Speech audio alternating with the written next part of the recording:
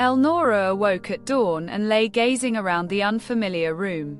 She noticed that every vestige of masculine attire and belongings was gone, and knew, without any explanation, what that meant. For some reason, every tangible evidence of her father was banished, and she was at last to be allowed to take his place. She turned to look at her mother. Mrs. Comstock's face was white and haggard, but on it rested an expression of profound peace Elnora never before had seen. As she studied the features on the pillow beside her, the heart of the girl throbbed in tenderness. She realized as fully as anyone else could what her mother had suffered. Thoughts of the night brought shuddering fear. She softly slipped from the bed, went to her room, dressed and entered the kitchen to attend the emperors and prepare breakfast. The pair had been left clinging to the piece of calico. The calico was there and a few pieces of beautiful wing. A mouse had eaten the moths. Well, of all the horrible luck, gasped Elnora. With the first thought of her mother, she caught up the remnants of the moths, burying them in the ashes of the stove. She took the bag to her room, hurriedly releasing its contents, but there was not another yellow one. Her mother had said some had been confined in the case in the Limberlost. There was still a hope that an emperor might be among them. She peeped at her mother, who still slept soundly. Elnora took a large piece of mosquito netting and ran to the swamp. Throwing it over the top of the case, she unlocked the door. She reeled, faint with distress. The living moths that had been confined there in their fluttering to escape tonight, and the mates they sought not only had wrecked the other specimens of the case, but torn themselves to fringes on the pins. A third of the rarest moths of the collection for the man of India were antennaless, legless, wingless, and often headless. Elnora sobbed aloud. "This is overwhelming," she said at last. "It is making a fatalist of me. I am beginning to think things happen as they are ordained from the beginning." This plainly indicating that there is to be no college, at least, this year, for me. My life is all mountaintop or cannon. I wish someone would lead me into a few days of green pastures. Last night I went to sleep on mother's arm, the moths all secured, love and college, certainties. This morning I wake to find all my hopes wrecked. I simply don't dare let mother know that instead of helping me, she has ruined my collection. Everything is gone. Unless the love lasts. That actually seemed true. I believe I will go see. The love remained. Indeed, in the overflow of the long-hardened, pent-up heart. The girl was almost suffocated with tempestuous caresses and generous offerings. Before the day was over, Elnora realized that she never had known her mother. The woman who now busily went through the cabin, her eyes bright, eager, alert, constantly planning, was a stranger. Her very face was different. While it did not seem possible that during one night, the acid of 20 years could disappear from a voice and leave it sweet and pleasant. For the next few days, Elnora worked at mounting the moths her mother had taken. She had to go to the bird woman and tell about the disaster, but Mrs. Comstock was allowed to think that Elnora delivered the moths when she made the trip. If she had told her what actually happened, the chances were that Mrs. Comstock again would have taken possession of the Limberlost, hunting there until she replaced all the moths that had been destroyed. But Elnora knew from experience what it meant to collect such a list in pairs. It would require steady work for at least 2 summers to replace the lost moths. When she left the bird woman, she went to the president of the Onabasha schools and asked him to do all in his power to secure her a room in one of the ward buildings. The next morning the last moth was mounted, and the housework finished.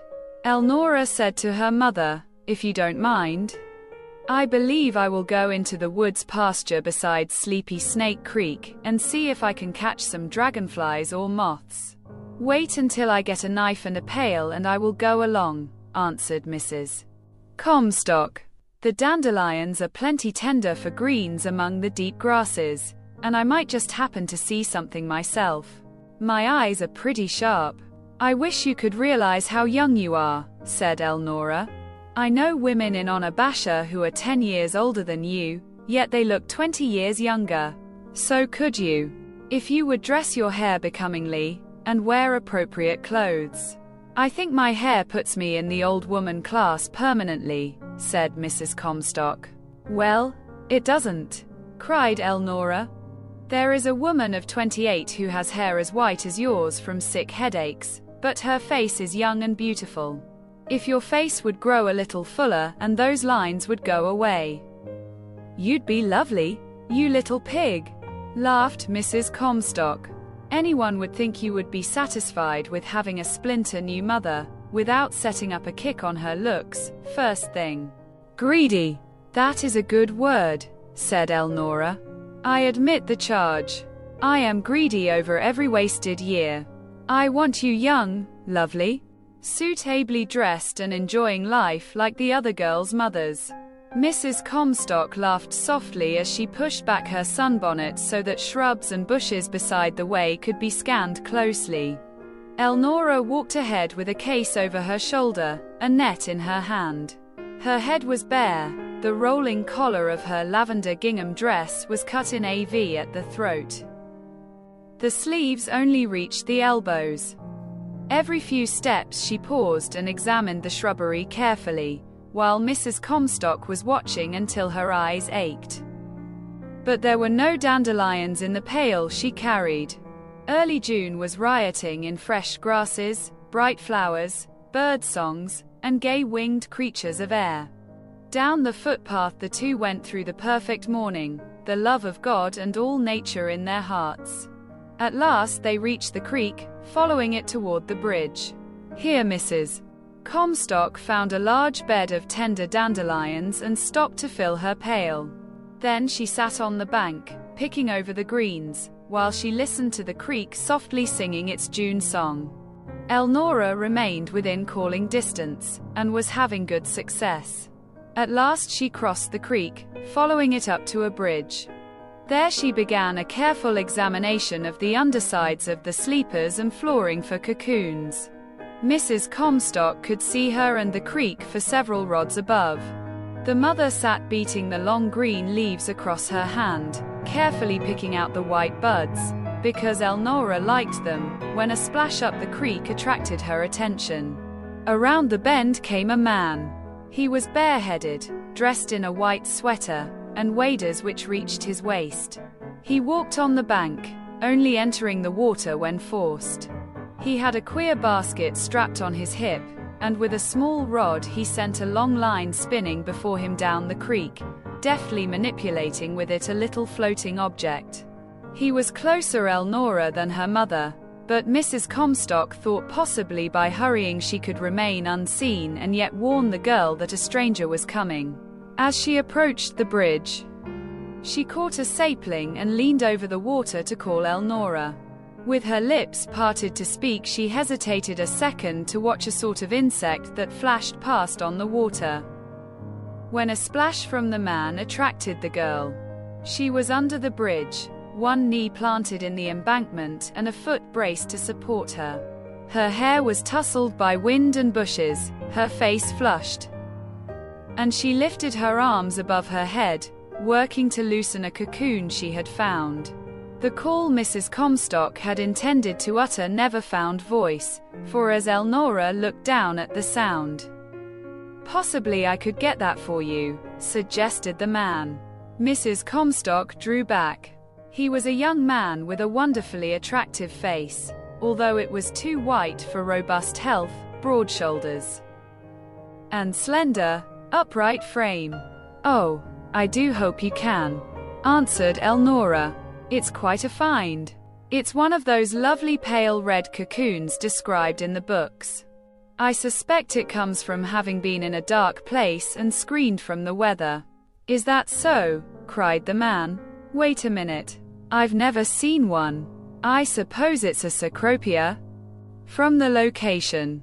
Of course, said Elnora. It's so cool here the moth hasn't emerged. The cocoon is a big, baggy one, and it is as red as foxtail. What luck, he cried. Are you making a collection? He reeled in his line, laid his rod across a bush and climbed the embankment to Elnora's side. Produced a knife and began the work of whittling a deep groove around the cocoon.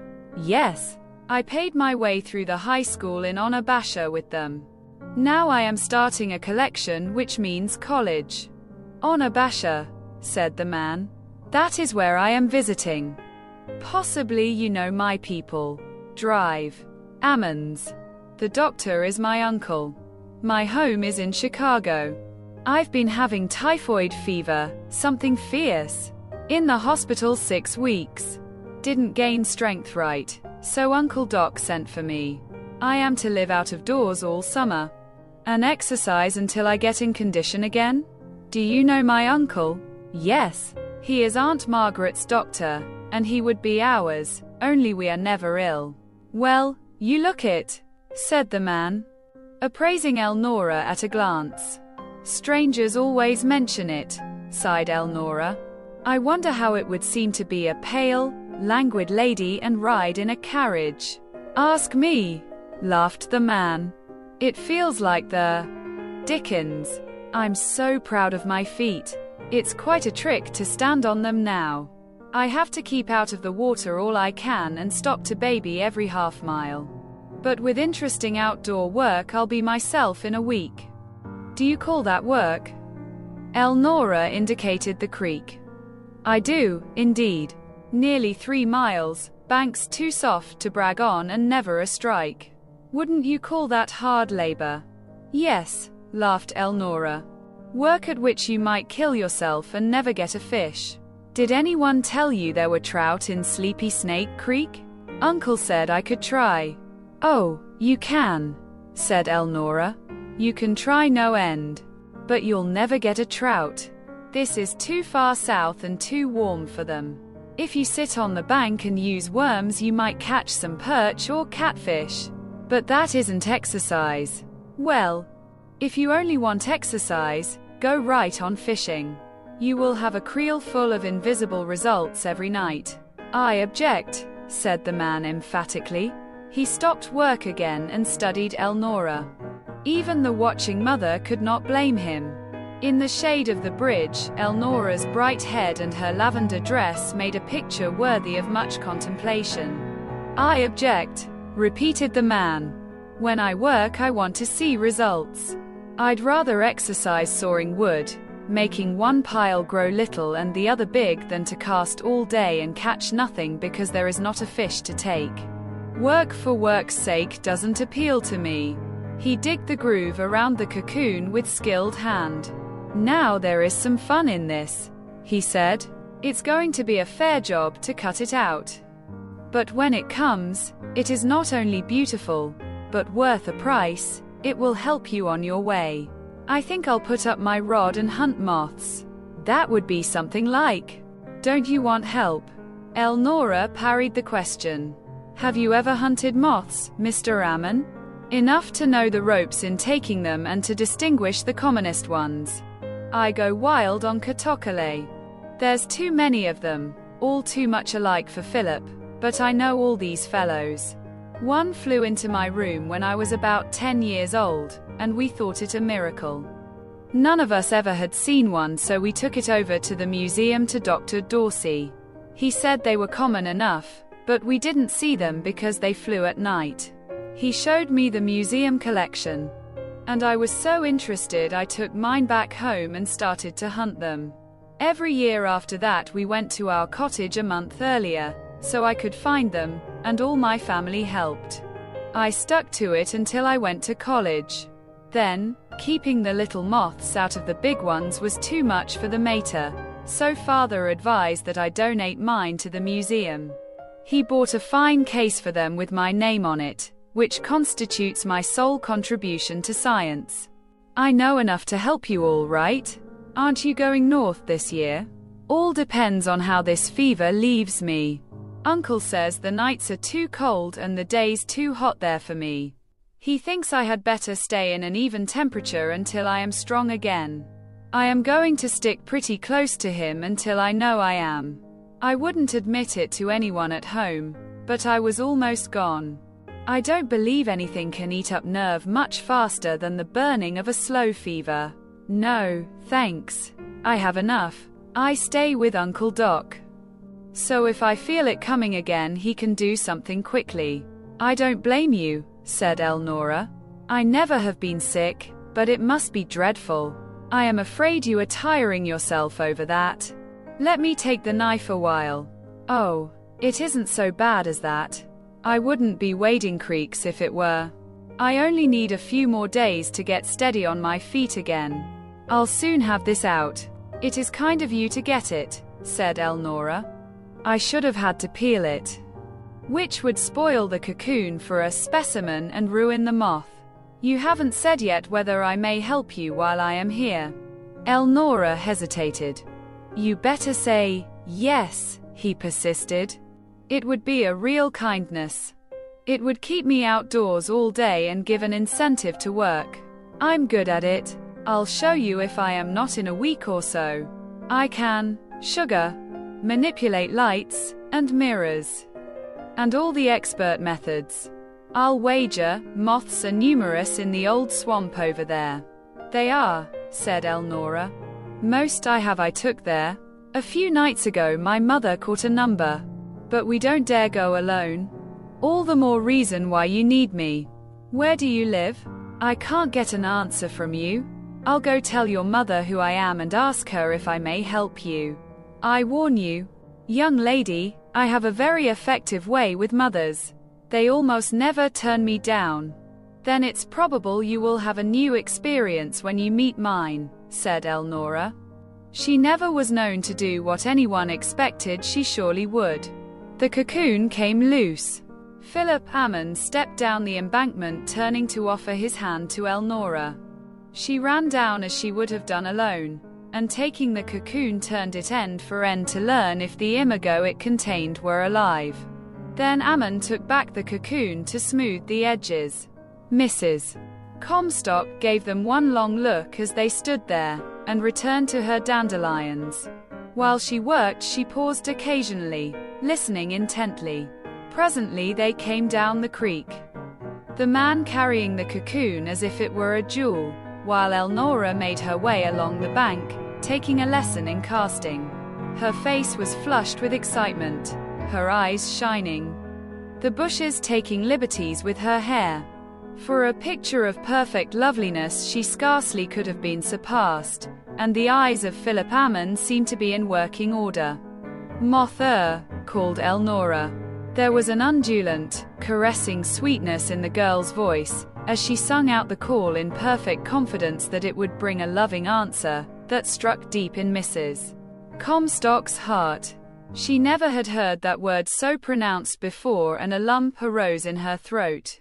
Here, she answered, still cleaning dandelions. Mother, this is Mr. Philip Hammond. Of Chicago, said Elnora. He has been ill and he is staying with Dr. Ammon in Onabasha. He came down the creek fishing and cut this cocoon from under the bridge for me. He feels that it would be better to hunt moths than to fish, until he is well. What do you think about it? Philip Hammond extended his hand. I am glad to know you, he said. You may take the handshaking for granted, replied Mrs. Comstock. Dandelions have a way of making fingers sticky, and I like to know a man before I take his hand, anyway. That introduction seems mighty comprehensive on your part, but it still leaves me unclassified. My name is Comstock. Philip Hammond bowed. I am sorry to hear you have been sick, said Mrs. Comstock. But if people will live where they have such vile water as they do in Chicago, I don't see what else they are to expect. Philip studied her intently. I am sure I didn't have a fever on purpose, he said. You do seem a little wobbly on your legs, she observed. Maybe you had better sit and rest while I finish these greens. It's late for the genuine article, but in the shade, among long grass they are still tender. May I have a leaf? He asked, reaching for one as he sat on the bank. Looking from the little creek at his feet, away through the dim cool spaces of the June forest on the opposite side. He drew a deep breath. Glory! But this is good after almost 2 months inside hospital walls. He stretched on the grass and lay gazing up at the leaves, occasionally asking the interpretation of a bird note or the origin of an unfamiliar forest voice. Elnora began helping with the dandelions. Another, please, said the young man, holding out his hand. Do you suppose this is the kind of grass Nebuchadnezzar ate? Elnora asked, giving the leaf. He knew a good thing if it is. Oh. You should taste dandelions boiled with bacon and served with mother's cornbread. Don't. My appetite is twice my size now. While it is, how far is it to Onabasha? Shortest cut. 3 miles. The man lay in perfect content, nibbling leaves. This surely is a treat, he said. No wonder you find good hunting here. There seems to be foliage for almost every kind of caterpillar. But I suppose you have to exchange for northern species and Pacific coast kinds. Yes. And everyone wants regalis in trade. I never saw the like. They consider a cecropia or a polyphemus an insult, and a luna is barely acceptable. What authorities have you? Elnora began to name textbooks which started a discussion. Mrs. Comstock listened. She cleaned dandelions with greater deliberation than they ever before were examined. In reality, she was taking stock of the young man's long, well-proportioned frame. His strong hands, his smooth, fine-textured skin, his thick shock of dark hair, and making mental notes of his simple manly speech and the fact that he evidently did know much about moths. It pleased her to think that if he had been a neighbor boy who had lain beside her every day of his life while she worked, he could have been no more at home. She liked the things he said. But she was proud that Elnora had a ready answer which always seemed appropriate. At last Mrs. Comstock finished the greens. You are 3 miles from the city and less than a mile from where we live, she said. If you will tell me what you dare eat, I suspect you had best go home with us and rest until the cool of the day before you start back. Probably someone that you can ride in with will be passing before evening. That is mighty kind of you, said Philip. I think I will. It doesn't matter so much what I eat. The point is that I must be moderate. I am hungry all the time. Then we will go, said Mrs. Comstock, and we will not allow you to make yourself sick with us. Philip Ammon arose. Picking up the pail of greens and his fishing rod, he stood waiting. Elnora led the way. Mrs. Comstock motioned Philip to follow and she walked in the rear. The girl carried the cocoon and the box of moths she had taken, searching every step for more. The young man frequently set down his load to join in the pursuit of a dragonfly or moth, while Mrs. Comstock watched the proceedings with sharp eyes. Every time Philip picked up the pail of greens she struggled to suppress a smile. Elnora proceeded slowly, chattering about everything beside the trail. Philip was interested in all the objects she pointed out, noticing several things which escaped her. He carried the greens as casually when they took a short cut down the roadway as on the trail. When Elnora turned toward the gate of her home, Philip Ammon stopped, took a long look at the big-hued log cabin, the vines which clambered over it, the flower garden ablaze with beds of bright bloom interspersed with strawberries and tomatoes, the trees of the forest rising north and west like a green wall, and exclaimed, "How beautiful!" Mrs. Comstock was pleased. "If you think that," she said, "perhaps you will understand how.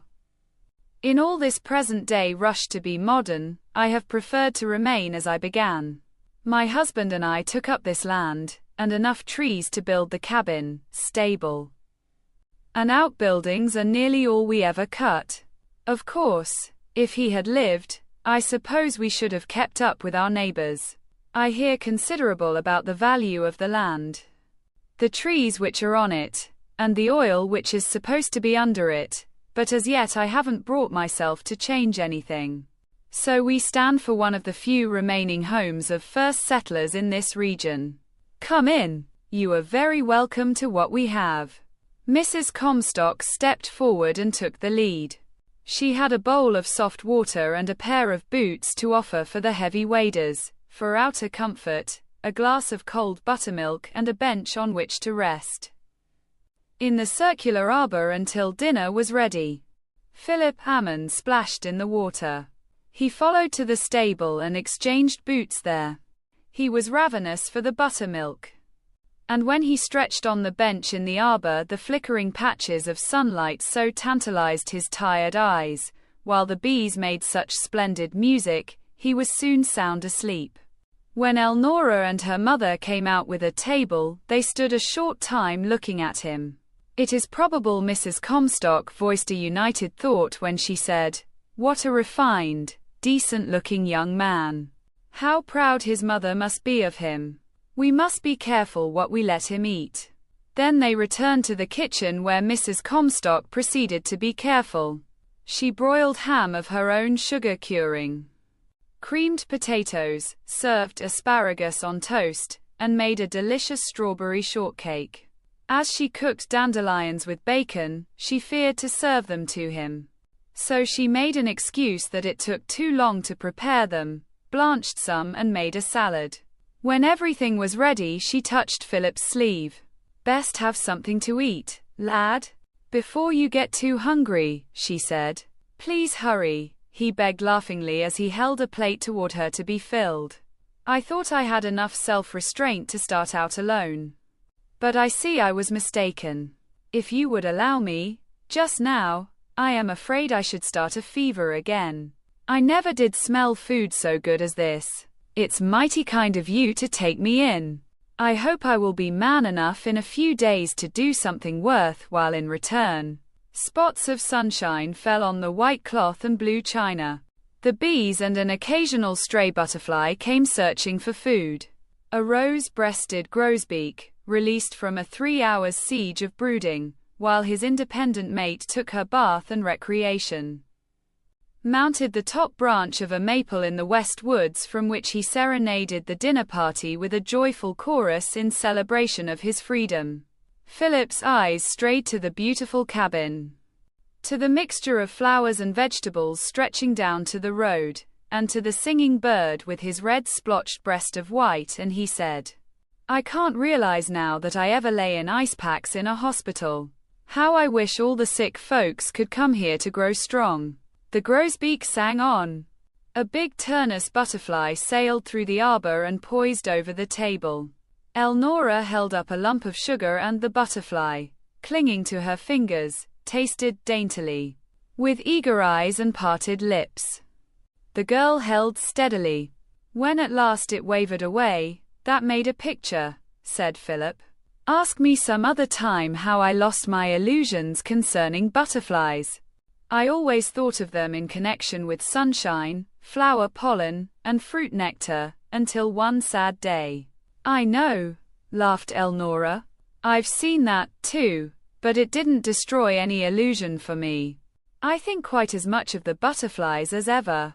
Then they talked of flowers, moths, dragonflies, Indian relics, and all the natural wonders the swamp afforded, straying from those subjects to books and school work. When they cleared the table, Philip assisted, carrying several tray loads to the kitchen. He and Elnora mounted specimens while Mrs. Comstock washed the dishes. Then she came out with a ruffle she was embroidering. "I wonder if I did not see a picture of you in Onabasha last night," Philip said to Elnora. "Aunt Anna took me to call on Miss Brownlee. She was showing me her crowd. Of course, it was you. But it didn't half do you justice, although it was the nearest human of any of them. Miss Brownlee is very fond of you. She said the finest things." Then they talked of commencement. And at last Philip said he must go or his friends would become anxious about him. Mrs. Comstock brought him a blue bowl of creamy milk and a plate of bread. She stopped a passing team and secured a ride to the city for him, as his exercise of the morning had been too violent, and he was forced to admit he was tired. May I come tomorrow afternoon and hunt moths a while? He asked Mrs. Comstock as he arose. We will, sugar, a tree and put a light beside it, if I can get stuff to make the preparation. Possibly we can take some that way. I always enjoy moth hunting. I'd like to help Miss Elnora, and it would be a charity to me. I've got to remain outdoors someplace. And I'm quite sure I'd get well faster here than anywhere else. Please say I may come. I have no objections, if Elnora really would like help, said Mrs. Comstock. In her heart she wished he would not come. She wanted her newly found treasure all to herself, for a time, at least. But Elnora's were eager, shining eyes. She thought it would be splendid to have help, and great fun to try book methods for taking moths, so it was arranged. As Philip rode away, Mrs. Comstock's eyes followed him. What a nice young man, she said. He seems fine, agreed Elnora. He comes of a good family, too. I've often heard of his father. He is a great lawyer. I am glad he likes it here. I need help. Possibly. Possibly what? We can find many moths. What did he mean about the butterflies? That he always had connected them with sunshine, flowers, and fruits, and thought of them as the most exquisite of creations. Then one day he found some clustering thickly over carrion. Come to think of it, I have seen butterflies. So had he, laughed Elnora.